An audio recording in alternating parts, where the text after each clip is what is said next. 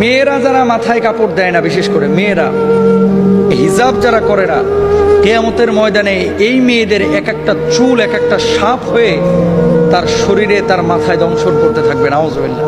বড় কঠিন বিষয় ভাই। নামাজ পড়া ফরজ, রোজা করা ফরজ, হজ করা ফরজ, যাকাত দেওয়া যেমন ফরজ, পর্দা করা ছেলেদের এবং মেয়েদের তেমনই ফরজ।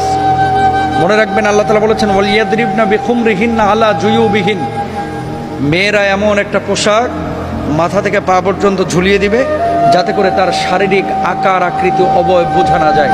আজকে সামান্য একটু ফ্যাশন করার জন্য, নিজেকে জাহের করার জন্য, প্রেজেন্ট করার জন্য, মানুষের সামনে আমার সিল্কি চুলগুলোকে প্রকাশ করার জন্য আজকে আপনি যে পর্দার খেলাফ কাজটা করতেছেন, এই সিল্কি চুলগুলোই কিয়ামতের ময়দানে এক একটা ওই রাসেল ভাইপারের মতো আক্রমণাত্মক হয়ে যাবে। এই চুলগুলো আপনাকে মাথার উপরে দংশন করবে। কেন আমরা বুঝি না? ছেলেরা এবং মেয়েরা দুপক্ষকে পর্দা করতে হবে, চোখটাকে অবনমিত রাখতে হবে। মেয়েদের পর্দা তো পুরো শরীর, আর ছেলেদের পর্দা হচ্ছে নাভি থেকে নিয়ে হাঁটু পর্যন্ত। এই অংশটা যদি এক চুল পরিমাণ কেউ খোলা রাখে, আল্লাহর আদালতে তারা দাঁড়াইতে হবে। তো মেয়েরা মুখমণ্ডল, হাতের তালু, পায়ের পাতা এগুলো বাড়ির মধ্যে খোলা রাখতে পারে, আর বাইরে চেষ্টা করবে পুরো হিজাব মেনটেন করে তার সৌন্দর্য যাতে করে প্রদর্শন না হয়।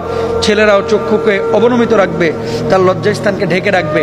এমন কোনো প্যান্ট ছেলেরাও মেয়েরা ব্যবহার করবে না যেটা জড়সড় শারীরিক আকার আকৃতি বোঝা যায়, ফিজিক্যাল স্ট্রাকচারটা বোঝা যায়। এটা সম্পূর্ণরূপে হারাম। আল্লাহ বোঝার তৌফিক দান করুন।